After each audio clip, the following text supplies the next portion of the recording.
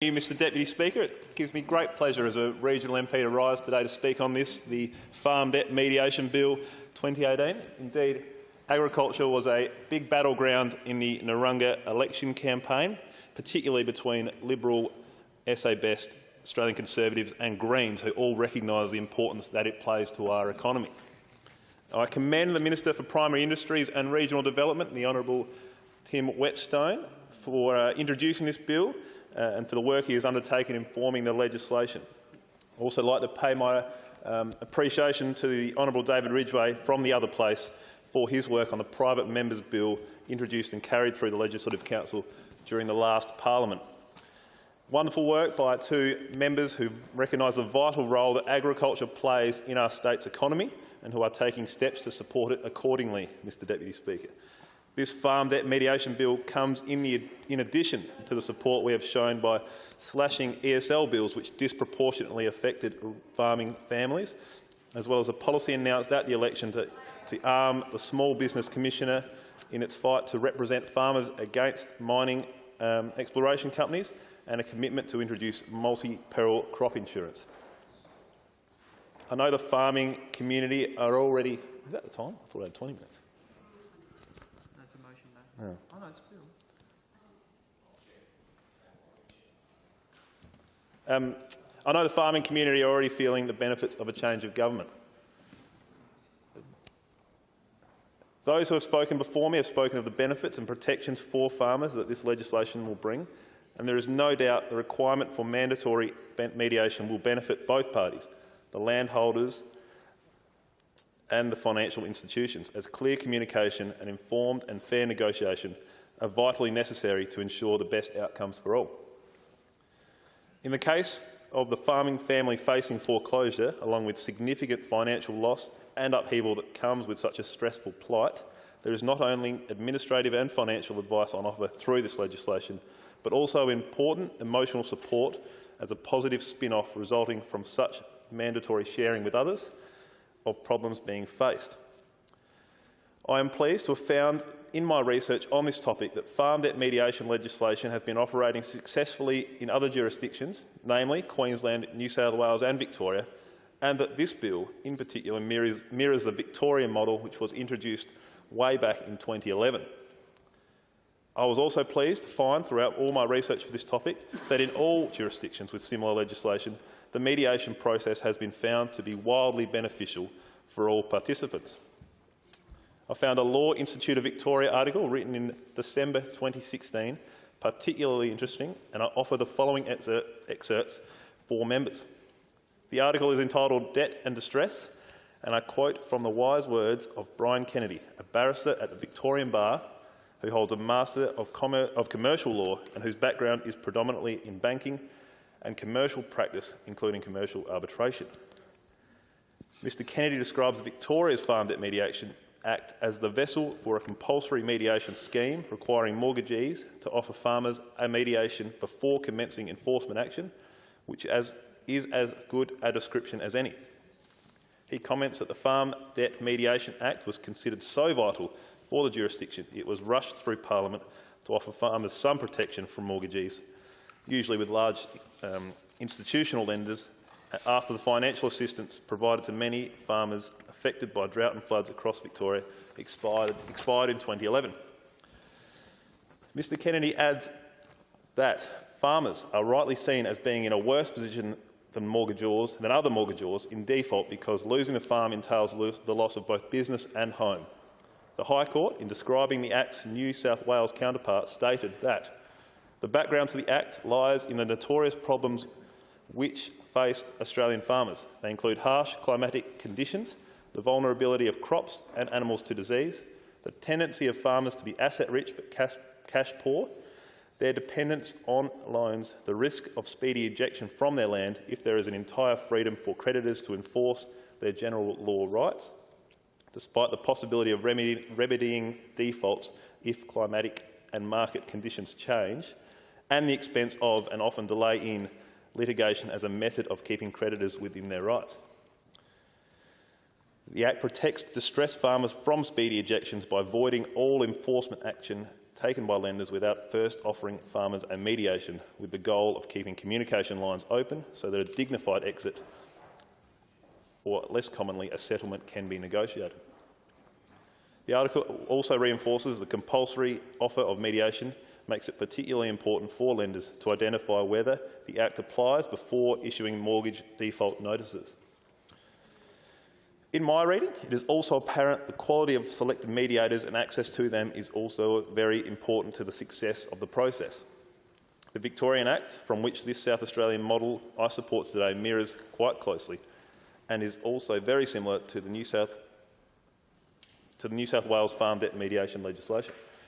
With interest, I read that New South Wales has been successfully operating its farm debt mediation legislation since 1994 and has made just some amendments to its 1994 bill, as recently as 3 May this year, in the Farm Debt Mediation Amendment Act 2018 to enhance the Principal Act by strengthening its accessibility, flexibility and fairness. The amendments, which received bipartisan support, are seen as providing more opportunity for farmers and creditors to successfully resolve debt issues, providing opportunities for long-term success in farming businesses. The amendments respond to the findings of a review of the Act in 2017 overseen by the Board of the New South Wales Rural Assistance Authority. The review found, and I quote, broad stakeholder support for the key features of the Act, including its simplicity, flexibility and structured approach to informal dispute resolution and its procedural fairness and equitable cost sharing. Farm debt mediators, financial counsellors, lawyers, farmers, industry bodies and accountants provided that feedback to that review. The amendments are also cited as contributing to the national harmonisation of farm debt mediation legislation. Indeed, we can learn much from the past experiences in New South Wales, having had such a mediation scheme for 24 years, the longest of any state in Australia. Taking it back a few years, I found it very interesting, a report published in 1998 reviewing the first 4 years of the New South Wales scheme, released by the University of Western Australia Macarthur Faculty of Law. The report, entitled Research into Farm Debt Mediation Act 1994, was written for the New South Wales Government's Department of Primary Industries Rural Assistance Authority. The executive summary of that report states, lenders and farmers' representatives reported substantial cost benefits from participation in farm debt mediation. Those farmers who reported cost savings as a result of farm debt mediation refer to quite substantial savings. The review also stated farmers report a significant decline in their debt to assets ratios post-farm debt mediation.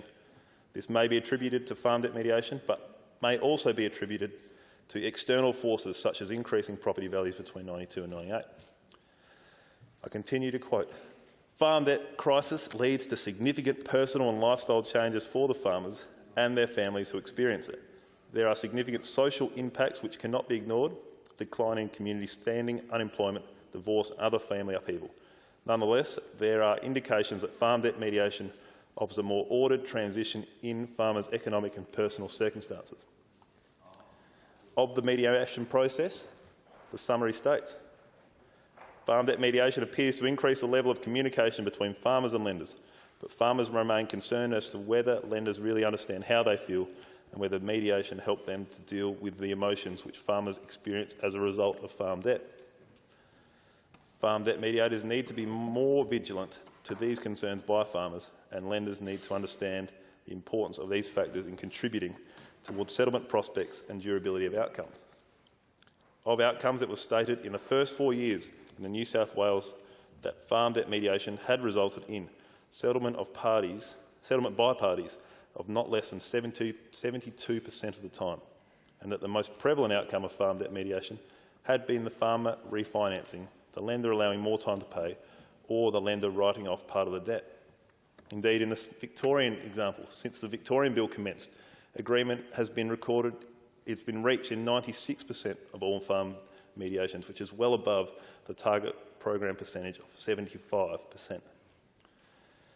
Of interest too was the summary stating the majority of farmers and the overwhelming majority of lenders and representatives would use and recommend mediation again. Clearly, farm debt mediation is regarded as a better alternative than going to court. And further that, the mediators undertaking farm debt mediation are performing their roles to the satisfaction of farmers, lenders and representatives, and there are no significant concerns about the farm debt mediation process overall. If we fast forward 20 years to May 2018 and to a New South Wales agripolitics article by journalist Alex Druce, which describes the amendments in the original Farm Debt Mediation Bill as having enjoyed bipartisan support from across the New South Wales government. And it's great to see finally that we have it in the South Australian Parliament with bipartisan support years after the first private members' bill was introduced. The key amendment in New South Wales, interestingly, was the inclusion of oyster and fish farming, as well as forestry operations, to ensure they are now covered by expanded farm debt negotiation laws. New South Wales Primary Industries Minister Niall Blair is quoted as saying the reforms, which passed unanimously, will enhance the 1994 Act by encouraging both farmers and creditors to seek realistic solutions to financial challenges.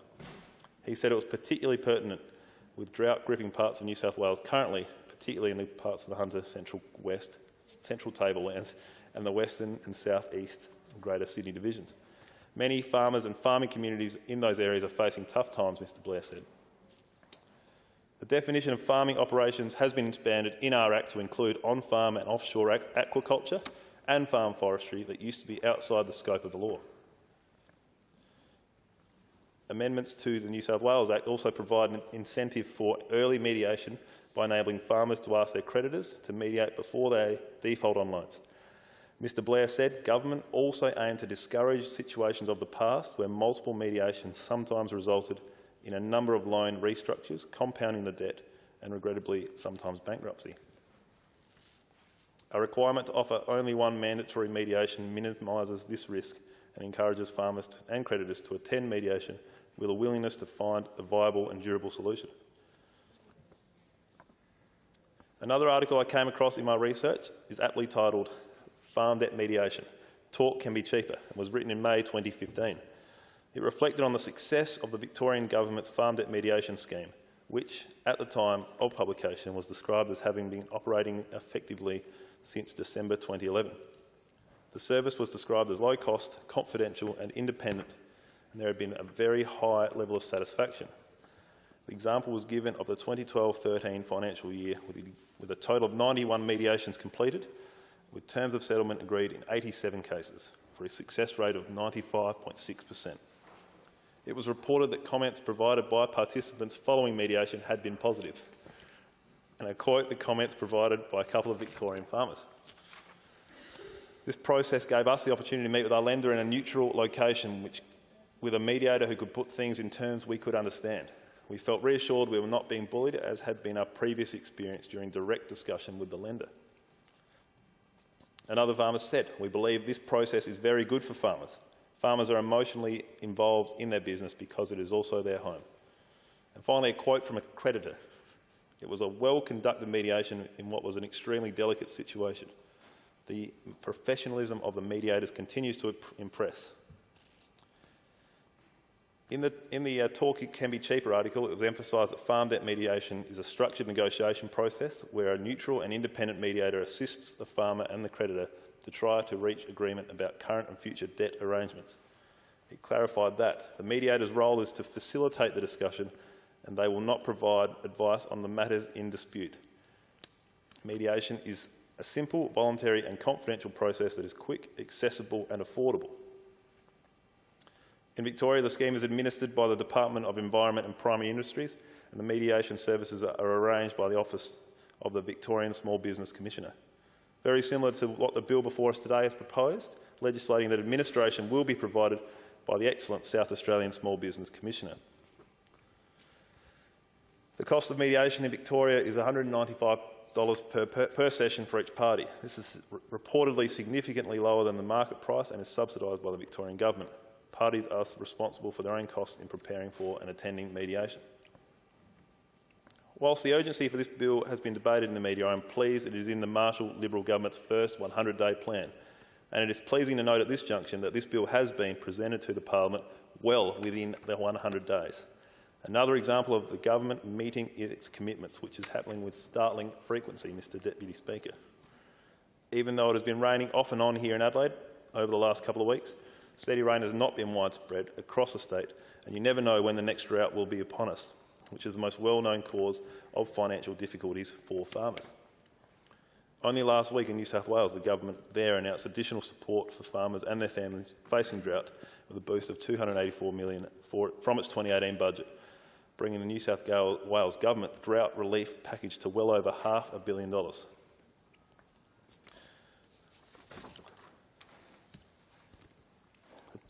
Back in this state, Mr Deputy Speaker, the Premier reinforced the value. The Premier of New South Wales reinforced the value of New South Wales farmers with the words, "We know the drought is hitting our farmers hard, but we want to reassure communities that we are doing everything we can to make sure the right help is available at the right time." The Farm Debt Mediation Bill 2018 before this House also reinforces the value we place on our farmers in this state by ensuring financial institutions offer the right support and the required mediation before taking action to foreclose on a farm mortgage. This is crucially important legislation which allows South Australian farmers to have such a support mechanism in line with other interstate jurisdictions, providing a level playing field with their eastern state counterparts. And it also brings us one step closer to a nationally consistent farm mediation and banking practices. Considering the mental health impacts felt by farmers around the state, the levels of stress placed on them whilst waiting for rain or other factors, it's vitally important that they take this legislation as a means to increase their peace of mind, Mr Deputy Speaker. I fully support this motion and commend the bill to the House. Member for Light. Thank you, Mr Deputy Speaker. Mr Deputy Speaker, it gives me pleasure to stand in support of this bill, and that, as my colleague, the member for Giles, has mentioned, that the Labor opposition is